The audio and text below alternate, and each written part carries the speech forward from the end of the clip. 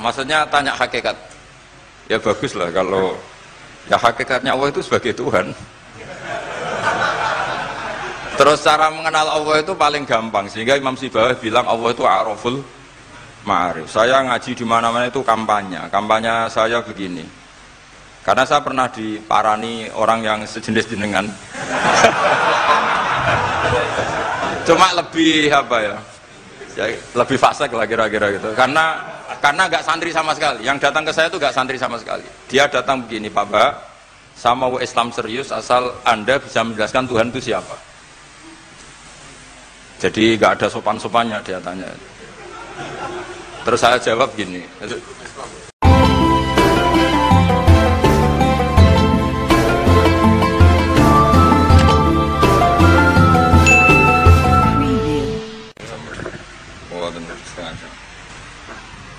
Kita terusakan ya. Bismillahirrahmanirrahim. Qala Muhammad bin Husain. I'lam rahimana wa iyyaka anna nabiyya sallallahu alaihi wasallam qad a'lamaka iku merohno sapa mirsakno sapa nabi ka ing sira fi hadal hadis ing dalam ikhlas hadis anna Jibril saat temene malaikat Jibril alaihi salam inna ma sa'alan nabiyya sallallahu alaihi wasallam bi hadrati ashabi ana ing ngarepe sahabate para nabi. Inna ma arada mesti ngersakno sapa Jibril ayu alimahum ing yen to ngeruhna sapa Jibril ing para ashab amrodinihim ing urusan agamane para sahabat. Fayam bagi mongko saejo al muslimin apa ya alamu yang to ngerti sapa al muslimin hu ing amrodinihim. Terus pikirannya saya al-Ajuri bahwa Jibril menanyakan Islam dengan niat mengertikan Islam kepada para sahabatnya Rasulullah SAW. Artinya Jibril itu buatan takok carane sugih. Saiki wong takok kiai itu salah alamat. Wong alim takok carane sugih, carane dadi bupati, terus carane duwe akeh. Wong alime dhewe ra pati dhuwit ditakoki. Kadang kula iki wani tiyang, Gus kula bojo kula kathah carane rukun piye. Wong kiyaine ora wani wae kok takoki carane rukun. Jadi intinya niku pertanyaan itu juga kita pelajari. Jibril niku tangklet urusan agama. Artinya yang perlu dingerteni itu urusan apa? Agama. Tapi kita punya masyarakat sing kadang tanya ini sesuatu yang sifatnya khadun nafsi. Terus kiai ku rapati seneng jabatan, kadang ditakoki tiyang carane dadi bupati. Nak dadi bupati salami templek 2 juta, nak ora dadi darani donyane ngobos. Wis lara kabeh dadi kiai. Lan kula seneng nak. Terkenal donga kula ra mandi. Mergo nak mandi ku repot. Dadi dukun. Jadi niki ku repot. Kula gak ada cerita tentang Mbah Hamid Pasuruan. Diceritani bapak kula, Bapak Nurian lami ngaji kalian Ki Hamid. Jadi dawe beliau soleh zaman akhir ku repot, hisape gede. Udah terkenal wali, dongane mandi terus wong kepen sugih marani kiai, kepen wayoh marani kiai, kepen jabat marani kiai. Terus ngekei dhuwit. Mari hisab tok mergo duwe sudah dikonversi sebagai materi. Makanya beliau pernah menangis. Aku soleh-soleh ku ngene golek, intinya semua yang ditanyakan itu urusan apa? Agama. Maka kata Imam Syekh Al-Ajuri, seharusnya pertanyaan itu ya urusan agama dan yang harus diketahui ya urusan agama. Maka orang Islam yang harus diketahui ya urusan agama. Terus kalau wau istifadah kalian Ghazofur, memang di depan umum itu penting supaya tidak ada al-qila wal qal. Jadi ini kan diulang-ulang bihadrati ashabi. Ini dalam ilmu hadis itu penting sekali supaya ilmu itu mutawatir. Karena kalau sampai untuk ijazah ke orang tertentu, mau aku tok sih dijazah, itu biasanya malah dibodoni. Koyok bakul, sampai tok sing tak kayak diskon. Nah, gerbang ya udah bang. Makanya nak dilkon ijazah di depan umum berarti kondang. Ada khusus bahaya. Ini mesti klenik nih. Ini bukan coklat sak kelas kalian Gus Munib. Jadi orang itu, makanya saya ngaji itu pede di depan umum. Karena kalau salah ya dibenarkan Gus Zofur, kalau benar juga ganjarannya akeh. Tapi nak ngaji mbek wong loro dhewean iku terus kok cocokan. Nak salah aja kodo-kodo ya kan. Jadi memang ilmu itu suka yang mutawatir saya karena validitasnya jelas. Makanya dulu itu dikaji hadis kok enggak mutawatir itu enggak mutu.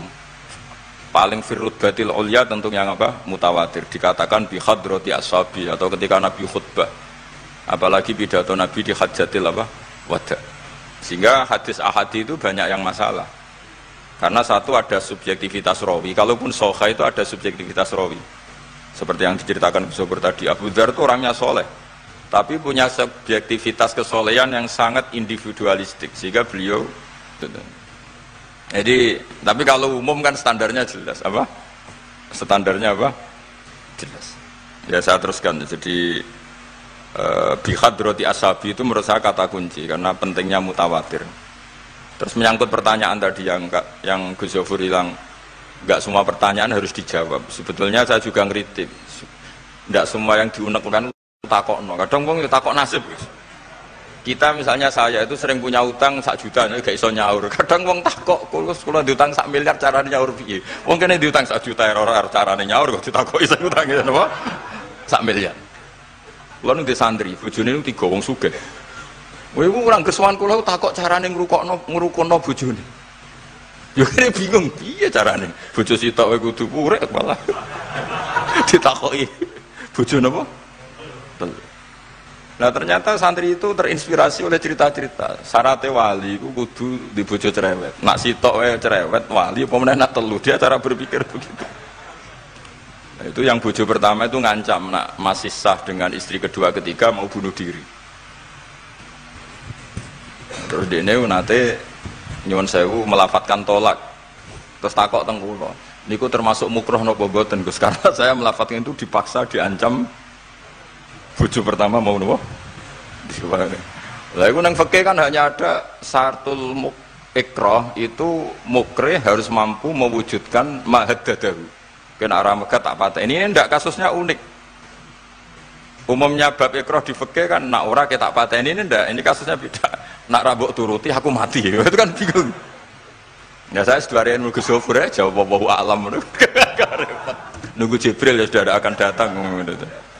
Artinya gini ya, problem kita kekinian itu setiap masyarakat punya iskal atau punya grundel itu ditanyakan kiai. Padahal seharusnya tidak sesuatu yang harus apa ditanyakan. Misalnya gawane di bojo akeh mesti sumpek, ngurmat wong wedok sitok sumpek kemene telu. Terus gawane wong duwe utang akeh ya sumpek. Hal-hal seperti itu kan lazim. Sebenarnya nggak perlu ditanyakan, biasa wae standar. Tapi kita ini sering menuntut orang lain menjadi solusi ya bagi orang itu. Makanya saya kalau ngajar di Jogja itu sering cerita begitu. Problem orang kota itu adalah kalau punya beban itu dibebankan ke negara atau ke kiai atau ke ustadz. Padahal beban ini sebagai hukuman karena kesalahannya apa? Sendiri. Saya masih ingat betul ketika kasus Aid. Mbah Mun itu orang yang sangat syafiq li ummati, sangat syafiq lah, sangat syafakoh pada umatnya. Ketika ada seorang dokter peneliti obat Aid, itu sangat tertantang, dia sangat obsesi bisa menyembuhkan Aid. Aid yang karena free sex ya, bukan karena ketularan. Saya ulang lagi, yang karena seks bebas, bukan karena ketularan. Itu tidak biasanya yai duko, baru pertama itu saya melihat yai itu agak duko. Terus beliau tidak jawab, tapi setelah dokter itu pulang ngendikan begini, pangeran itu kadang ngersano kabeh itu ono sanksine, cara bahasa modern ono sanksine. Ya tujuannya pangeran itu wong ben tobat ben balik nang Allah. Jadi ono wong uripe ngawur diutang, ya sanksine wong urip ngawur diutang ben uripe apik. Intinya Mbah Mun mau ngendikan kesalahan itu pantese ya ono sanksine ben wong tobat. Lah saiki kiai ku nak ditakoki ngono berusaha cari solusi sanksi iku, padahal Allah kepengen memberi sanksi. Enggak sampean misalnya zaman mondok ra sregep terus bareng saiki dadi kiai bingung terus kula kan dadi solusi Gus kayak donga laduni. Wong pangeran ngekeki sanksi kuwe zaman mondok ra sregep. Ben ora rasane isin maca keliru di depan umum. Malah yo ijazah napa? Laduni. Jadi itu pelajaran bagi saya menurut saya. Jadi kata Mbah Mun, la'allahum yarji'un itu la'allahum yantahun yang di Quran itu satu kesalahan itu pasti Allah itu menghendaki ada apa? Sanksi. Tentu maksudnya Allah baik supaya tobat. Tapi sekarang sanksi itu mau dihilangkan. Kadang konsultannya itu kayak bojo kepengen minggat Sing lanang tak takoki kena apa? Mun lami Gus boten kula nafakoi. Ya aku yang mending normale iku minggat, iku wis terlambat bojomu kepen minggat saiki iku terlambat. Kudune wis wingi-wingi. Normale wong lanang ra tanggung jawab, mencen sanksine bojone minggat. Itu kula kiyaine memberi napa? Solusi. Tak takoki minggate teng diteng tiang tuane. Berarti bojomu pinter. Wis ngerti sing lanang ra kena deloki melok wong tuane ya meniku. Dadi nah seperti itu menurut saya semua kiai itu harus kayak saya dalam bab itu. Tapi mereka cari donga, piye bojo iki ra dicukupilah seneng. Terus golek akeh pengasih, golek jimat. Akhirnya bangun nanti cerita, sing kula malah tak kenang sih. Akhirnya kiai ini nganti lali ya. Ana wong melarat yo ijazah kiai. Berhubung kiai ini ku isin muni ra iso dijazahi duha mek donga. Kiai ini ku lali nak dhewe fakir. Akhirnya yang minta ijazah itu ditimbali Mbah Mun. Rene tak ijazahi. Kowe yo ijazah duha mek sapa kiai iki. Lha kiai ku dhewe fakir kok jalu ijazah. Yo ijazah ya mek aku sing wis sukses dadi kiai sugih terus. Artinya apa? Bener ceritane Gus Zofur, gara-gara setiap pertanyaan niku memaksakan bisa jawab. Wis koyo ning pondok lho, wis karuan dene dhewe Joko Tuwa. Lho kok ngeke ijazah mahabbah. Dene pondok ganti Joko Tuwa. Itu di pondok mana-mana Gus, itu ada ijazah laduni. Padahal sing ijazah iku ya tau ra munggah. Sekolah iku ora tau munggah. Ngono dicawil ijazah laduni yo. Coba di pondok-pondok beredar gak ijazah ketemu Nabi Khidir? Beredar. Padahal yang ijazah juga gak pernah. Nah itu karena yang diceritakan seperti tadi, memaksakan bisa. Jadi karuan dekne dhewe ra iso ya santai wae. Nah, aku pengen ngipi ketemu Rasulullah itu beredar gak ijazah itu? Mungkin Pak Del kan yang pernah mengijazahkan itu. Tapi ora tahu. Sampai tahu ijazah niku Pak Zakaria? Oh, ya. Jadi ya ijazah itu terus ya. Karena jubir Torekoh nih. Jadi intinya kalau tidak bisa ya bilang saja tidak bisa. Sampai apa jangan kita lupa tadi ya. Sampai lupa daratan tadi karena problem negara kita termasuk itu. Semua intelektual, semua pakar kalau ditanya problem negara itu semuanya jawab. Akhirnya kan gaduh. Semuanya punya rumus, semuanya punya versi. Akhirnya gaduh. Misalnya pemerataan Indonesia rumusnya gimana? Yang satu bilang, wah ibu kotanya dipindah. Yang satu bilang, harus ada sentralisasi di Jawa supaya ada kualitas A, ada kampus terbaik, ulama terbaik. Kalau diratakan nanti kemampuannya rata itu justru tidak bagus. Yang ketiga enggak, wah kualitas demokrasinya dijaga. Yang satu enggak, demokrasi tanpa ekonomi tidak bisa. Sehari santri ya sedunia rasa pikir, besok mati ben. Nah itu kan karena memaksakan jawab, akhirnya ada kegaduhan. Zaman tabiin yang masih ada sahabat banyak.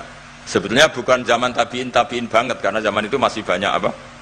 Sahabat. Itu mereka cara berpikir sudah semua ahlun nar itu redaksi di Quran tuh khalidina fiha, sehingga zaman tabiin sudah banyak yang berpikir nggak ada kemungkinan orang sing yukhrajuna minan nar. Sehingga terus ada kafilah itu, ada delegasi, ayo kita ke Medina, semoga kita ketemu sebagian ashabu Rasulillah.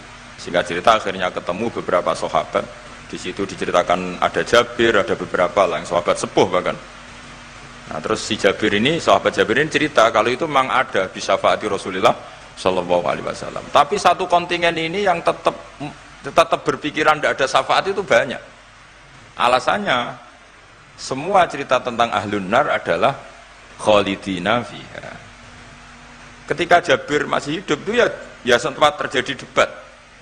Loh itu yang khalidina fiha itu amma ahlun nar alladzina hum ahluha. Memang dia berhabitat neraka, memang alamatnya neraka. Kalau sehingga ini menjadi khas. Meskipun khas ini iskal, kita akan iskal karena itu di Quran tidak ada. Tidak ada maksudnya nggak ada secara sorry yang menerangkan ada kaumin sing yukhrajuna minan nar. Makanya Syekh Al-Ajuri ngendikan ciri khas ahli sunnah adalah mengimani adanya kaum sing yukhrajuna minan nar. Karena itu zaman tabiin sudah ada polemik. Tapi tentu kita yang mengimani itu. Tapi kalau ada yang tanya di semua Quran kalau masuk neraka itu khalidina fiha itu dijawab apa? Amma ahlun nar alladzina hum ahluha. Memang dia spesifik ahli neraka, memang dia berpenduduk neraka. Alamatnya neraka, KTP-nya neraka, kakane neraka. Kalau kita ini ndak, KTP kita surga, mbah-mbah kita ahli surga. Karena alamat kita sebenarnya kan surga. Nabi Adam itu kan surga alamat. Makanya saya ngaji di mana-mana itu betapa baiknya agama ini. Karena kunci surga kita sudah dikasih tahu miftahul jannah. Nah, sementara kita tidak tahu kuncinya neraka. Jadi kena mlebu neraka kebangetan lho. Wong ora roh kuncine kok mlebu. Tapi jare kancaku, wah gak ono pintune Gus, langsung blusek. Ini problemnya itu. Tapi nek sampean mlebu neraka kebangetan.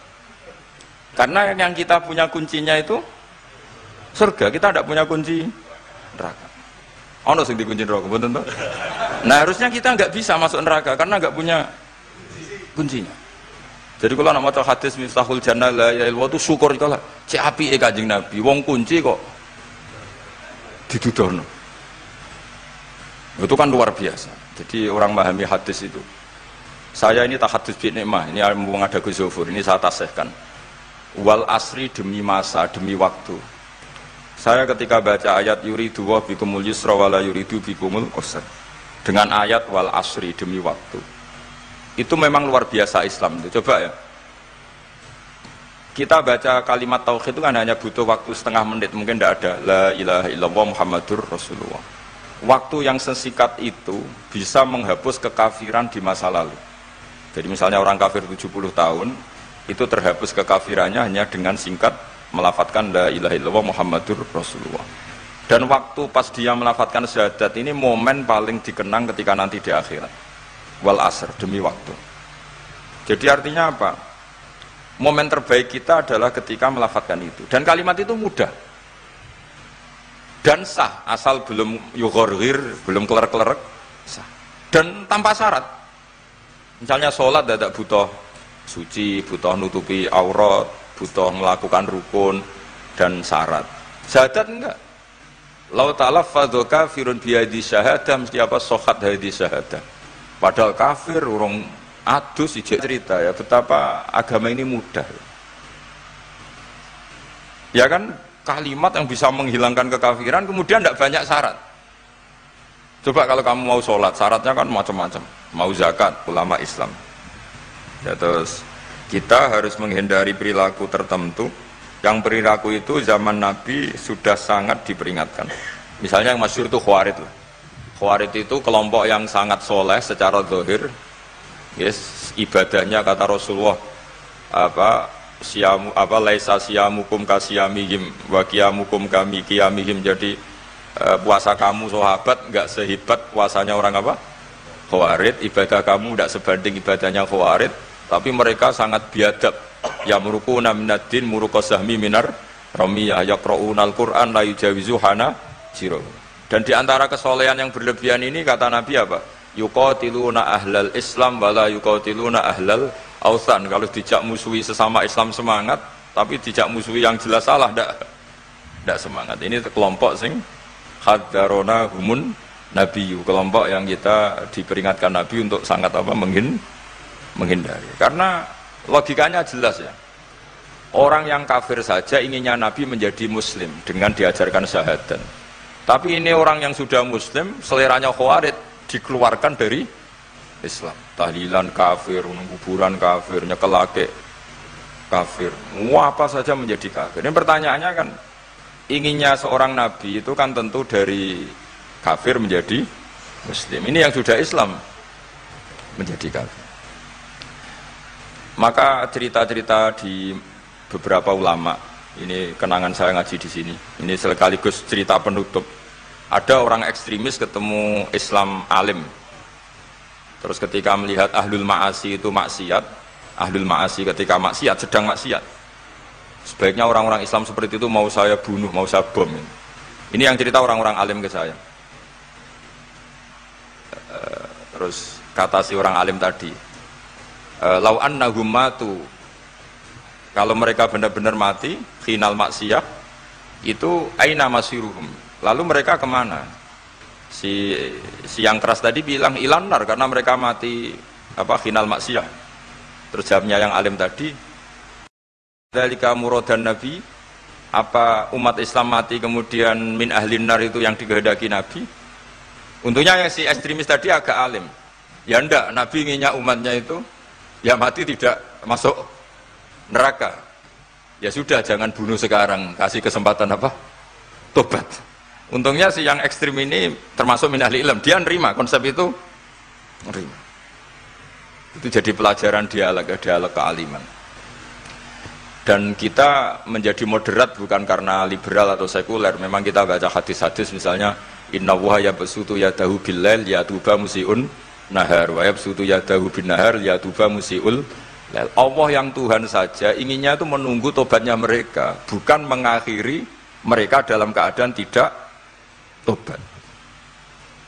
Jadi ini supaya jadi paham, menjadi khas kita. Ya Allah yang Tuhan saja inginnya kan menunggu tobatnya mereka, bukan malah tobat itu kita hentikan ya dengan dibunuh ketika maksiat. Itu artinya kan kita tidak memberi kesempatan tobat.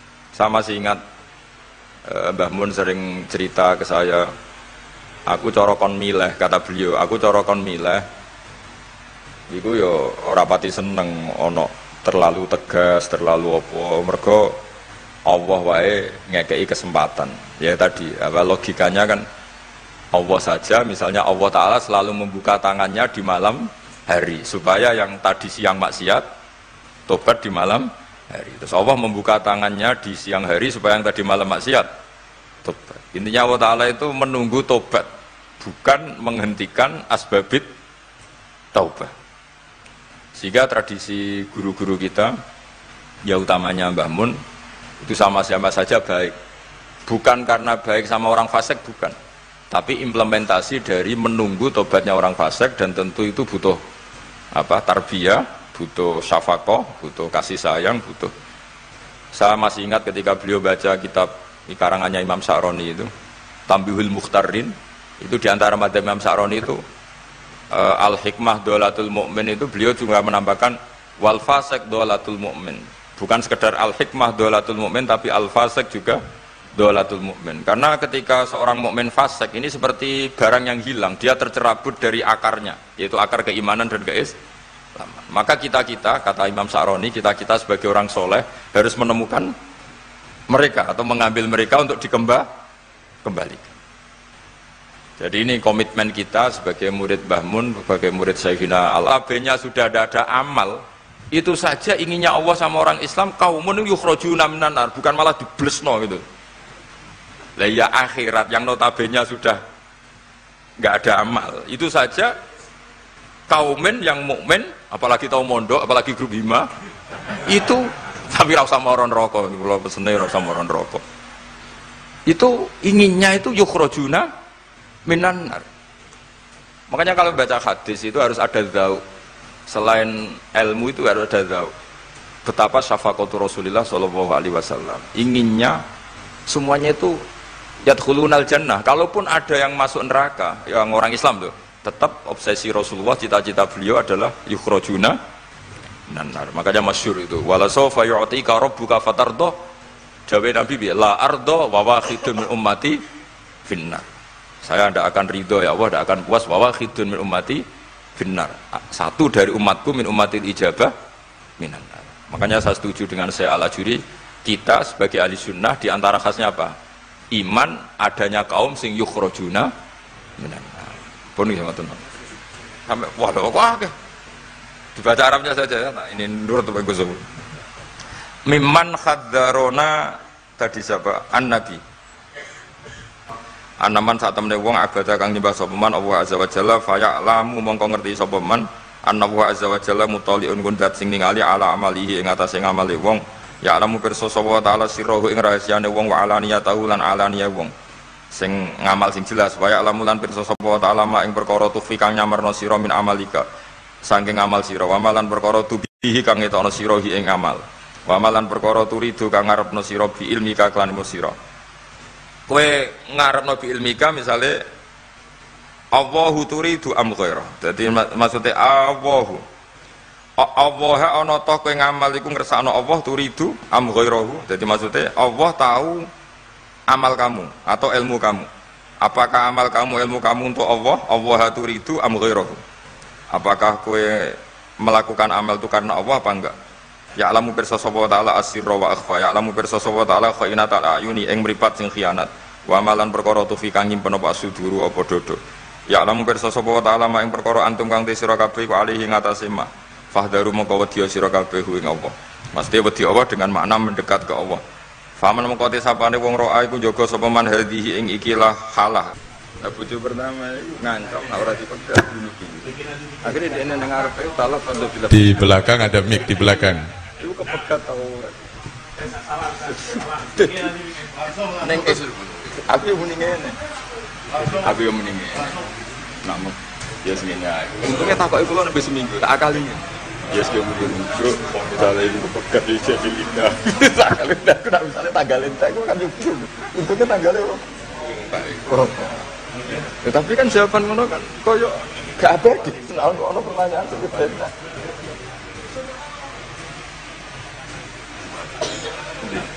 Untuk buka gitu. Sing ketemu-temuan iki. Betul? Kosok dulu.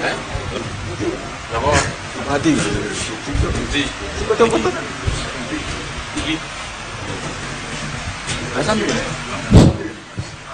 Bismillahirrahmanirrahim. Assalamualaikum warahmatullahi wabarakatuh. Bagi para hakim ya HKI itu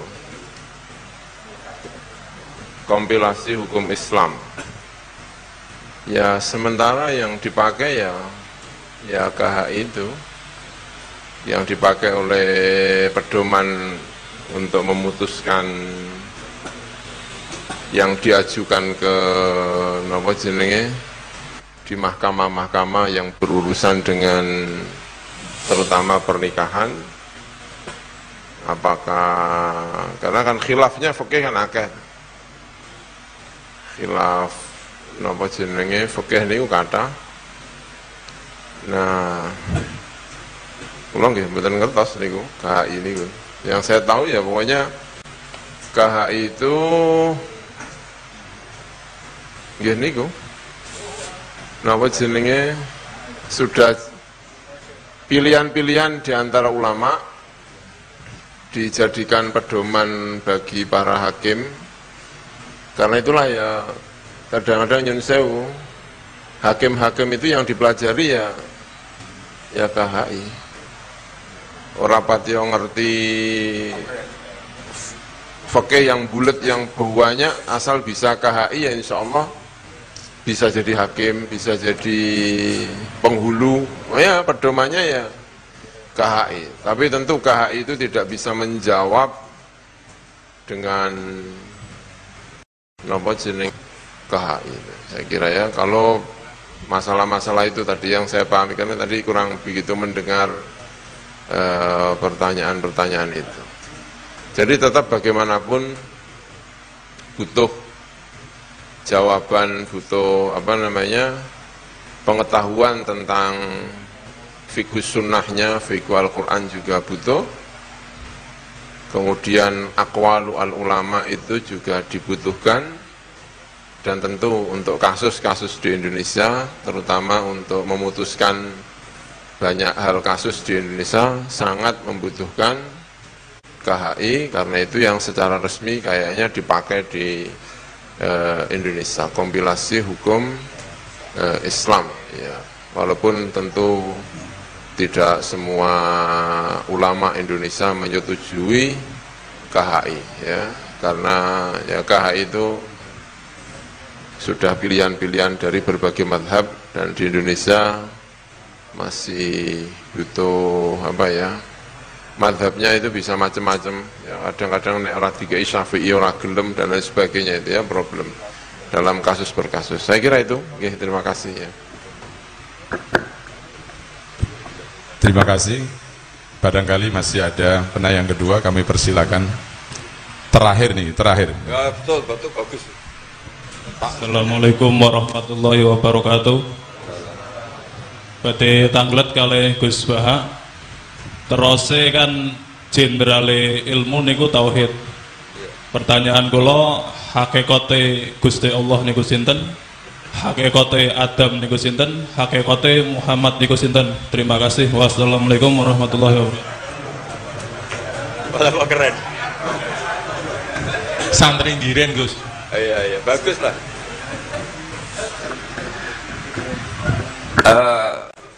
maksudnya tanya hakikat. Ya bagus lah kalau ya hakikatnya Allah itu sebagai Tuhan. Terus cara mengenal Allah itu paling gampang, sehingga Imam Sibawayh bilang Allah itu a'raful ma'arif. Saya ngaji di mana-mana itu kampanye saya begini. Karena saya pernah diparani orang yang sejenis jenengan. Cuma lebih apa ya?